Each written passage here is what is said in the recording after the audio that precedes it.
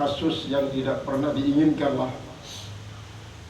Memang kan namun para ahli marifat mengajarkan kita untuk senantiasa sholat. Salat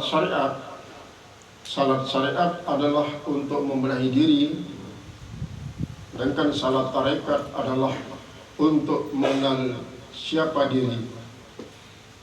Sedangkan salat hakikat untuk mengenal sejatinya diri. Sedangkan salat marifat adalah sudah tidak ada lagi jarak antara abid dengan ma'bud, antara yang disembah dengan yang menyembah. Mereka adalah membicaranya li saat si sholat, fungsi pikir dan fungsi panca indera harus dihentikan. Si berfungsi hanyalah ya sir, kemudian sirul asrar, sir, kemudian roh, qalb, baru tubuh. Ini berfungsi. Dilarang fungsi pikir. Karena apabila masih berfungsi pikir dalam sholat, berarti akan mengakibatkan terlupa kepada Allah. Nah, berbeda dengan Rasulullah SAW terhadap kasus ini. Selalu berpikir di saat yang terjadi. Arak si masih mengganjal pikirannya. Boleh jadi Rasulullah salat di waktu asar ini adalah dalam keadaan sedang masih tersisalah sesuatu isi harus terbagian di para tentara, para prajurit, para sahabat. Cuma dia ingat si Rasulullah justru dalam sholat dan ingat astagfirullahaladzim, dia bagi sekelongnya. Ya dia agak percepat sholat. Dia mana selesai langsung mulai tiba salah sopok daripada seminiannya. Dia dinyatakan apakah Isa, apakah Hafsah, apakah Zainab, apakah Musa, Sauda, Ramlan itu dan tenteranya. Pokoknya bagi Nisa'i. Dia menuah pada bagian prajurit bari. Dan ditulak langsung di masjid. Langsung di masjid tulak. Maka Rasulullah menyaksikan para sahabat termangu, pengak. Tumben lalu Rasulullah marah di tingkahnya. Dia selesai salam langsung tiba, dengan lalu telah pula kembali tiba masjid. Nabi ya Rasulullah paham akan perasaan daripada para sahabat yang ini berbahasa yarak sesuatu isi mengandal pikiran di dalam sholat no. Ya langsung boleh ibadah, tidak ada sampai barangnya sampai sore suruh bagiannya tiba para prajurit. Hadir bagus sangat. Dari satu sisi menunjukkan betapa tanggung jawab Rasulullah SAW terhadap sebuah amanah sampai terbawa-bawa dalam sholat. Lamun nikmat terselesaikan amanah ini berarti Rasulullah SAW tidak merasa nyaman karena sesuatu isi akan menganjal pikirannya. Satu-satunya jalan adalah segera sampaikan tiba dengan si berhak, sehingga dengan demikian akan terjadi kelapangan dalam pemikiran. Nah iya, salah satu daripada seandainya terjadi kasusnya ide, dan pada umumnya kadang-kadang terjadi barang isinya teringat di luar sholat, dia tak keringetan. Dia tak keringetan. Apakah semacam halu ataukah memang rekayasa setan? Karena setan dia suka kita salat khusyuk atau halusinasi isi memang merupakan sebagai tanda dia bersita atasin halun dengan zikir, dengan ingat kepada Allah Subhanahu Wa Taala. Justru dalam sholat orang menjadi-jadi bagikan transparan segala sesuatu nu di judul. Padahal di luar sholat adem, di luar sholat wah denara ingat kembali, dan itu aning pikiran teh. Kok tiba-tiba ya dalam sholat ada muncul? Apakah ia merupakan suatu pertanda kebersihan jiwa teh, sehingga barang sidik ingat di luar sholat justru jadi teringat? Mendingan lah berupa ilmu misalnya. Arah beberapa sidik teman ingat teman bos sudah paham. Di luar sholat sampai bolak-balik kita literatur, kita kitab, kita maraji, teman daib tiba-tiba muncul di dalam sholat asalnya maksudnya. Nah itu mendingan lagu-lagu bersifat duniawi, apalagi sedikit berkaitan kerja berupa amanah. Adapun Rasulullah si terlintas dalam pikiran adalah amanah sifatnya duniawi, apanya urawi. Nah, sehingga tidak sampai dan menyebabkan kehusuannya jadi telat. Tetap ia ingat kepada Allah. Justru karena ingat kepada Allah lah yang dia coba agak percepat selesai sholatnya untuk segera menyelesaikan amanah Allah. Saya harus sampaikan juga para mustahik si berhak untuk menerima amanah. Maka apabila terjadi halusinasi di dalam sholat, bagikan transparan, dendek doa. Harus segera imbangi zikir, ingat langsung kepada Allah Subhanahu wa taala. Seindah apapun halusinasi lo, maka yakini keindahan Allah di neraka duanya. Seindah apapun sinam menyenangkan di dalam sholat, bayangan-bayangan keindahan Allah Ta'ala di emosi dengan timpalin dalam arti akan diatasi oleh segala macam ingat kepada Allah Subhanahu wa taala, sehingga yang demikian akan hilang, akan terkalahkan. Jadi kalahan halusinasi si zikir. Karena hakikatnya segala macam si keringetan di dalam sholat, saya berapa si keringetan dalam sholat, kadang-kadang ia merupakan hijab yang tebal antara kita si sholat, impal Allah si sembah. Misalnya arah dengan membayangkan Allah bayangan, zat Allah bayangan di dalam sholat, bayangan zat Allah berbentuk sebuah sosok, ini hijab kan?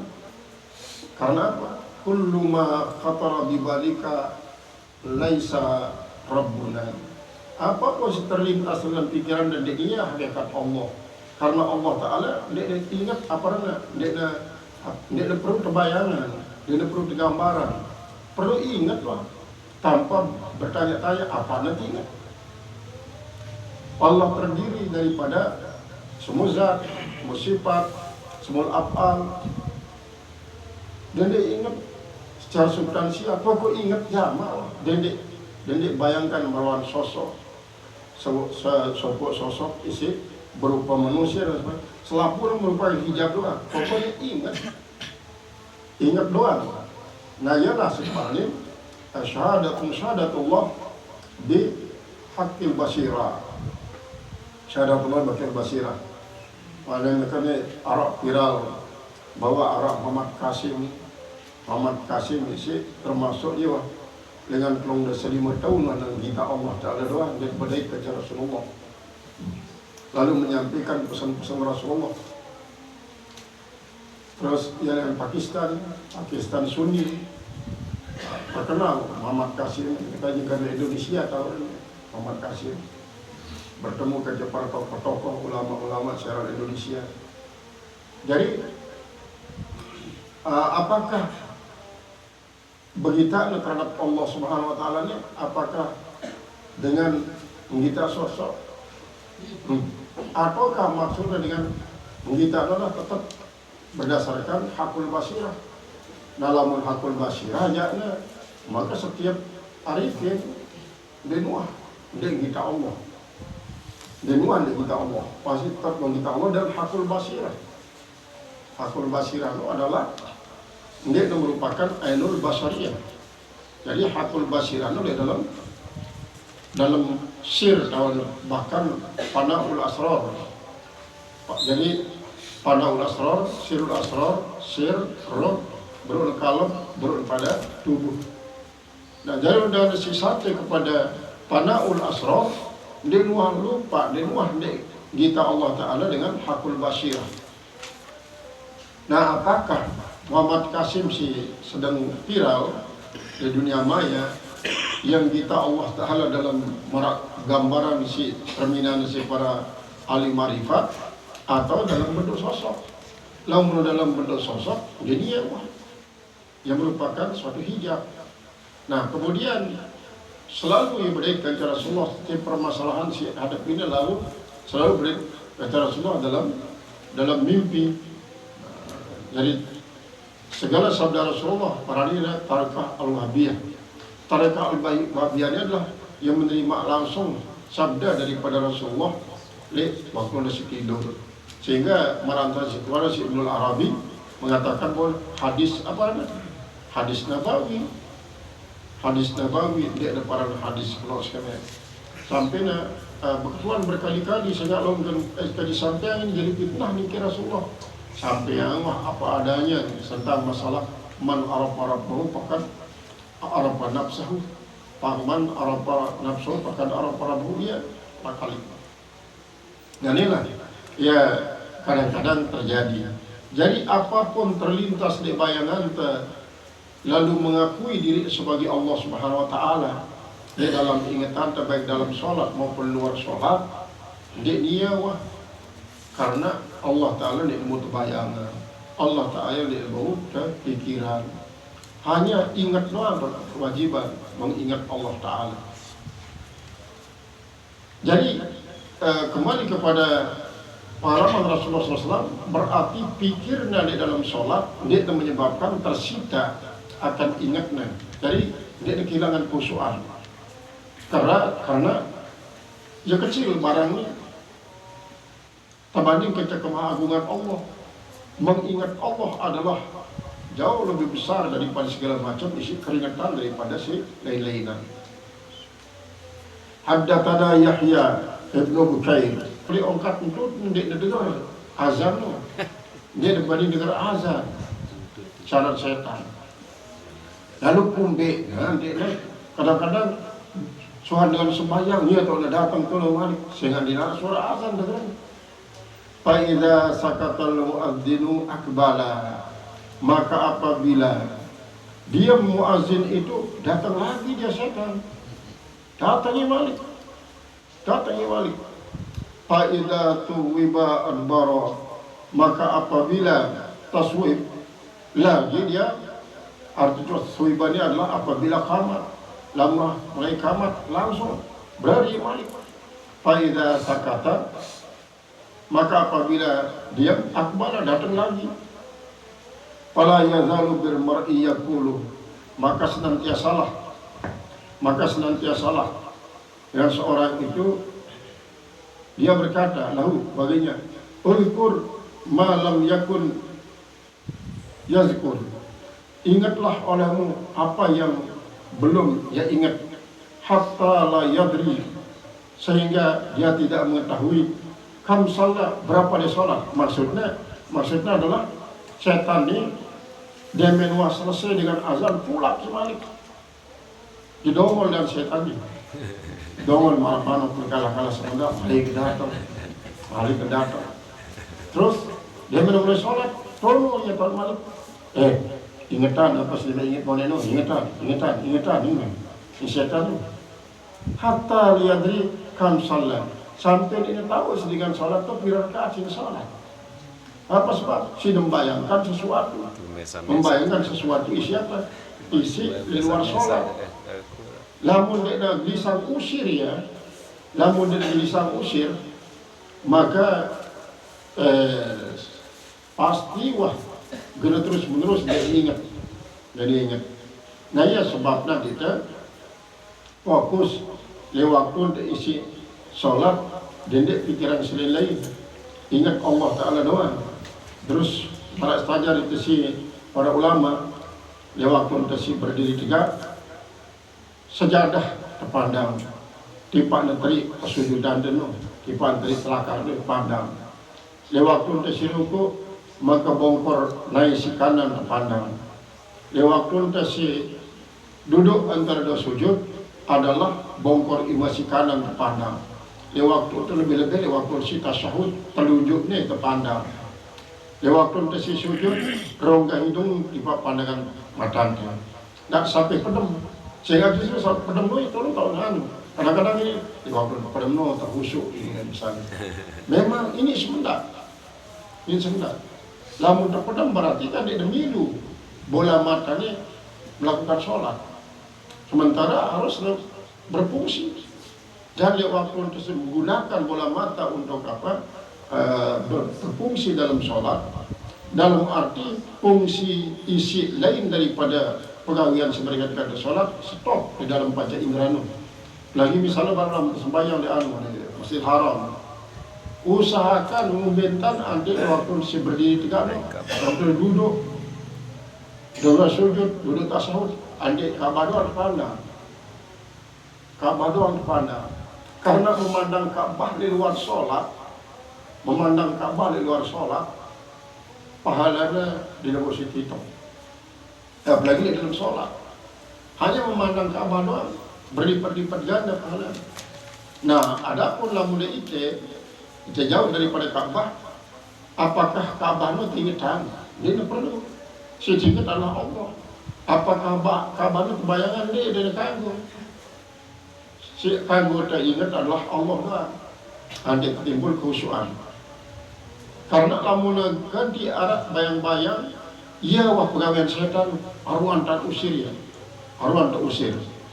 Nah di saat nolak ia tahu seolah-olah mengatakan usir setan, hadirkan Allah si Maha Akbar, si Maha Agung.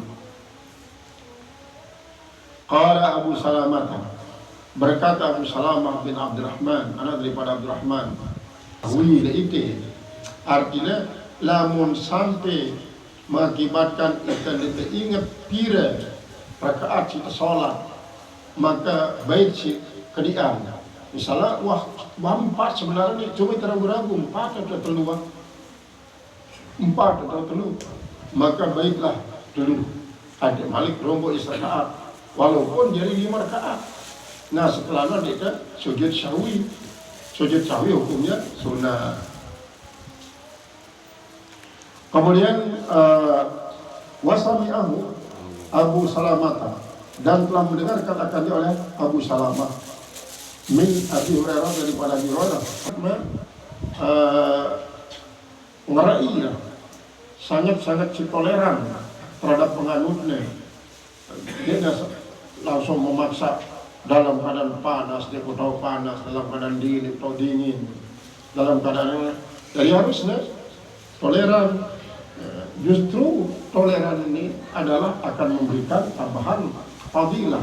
Jadi salat akbar artinya salat isya suahana munduran sekali dengan awal waktu, kecuali dengan ini isi saat-saatnya akan datang masyarakat harus melakukan sholat di awal waktu luar dan sampai lalu paradim lali karena ini memundurkan pelaksanaan sholatnya, sehingga apabila mundur sekali dengan waktu suara nanti datang haidnya berarti wajib berqada.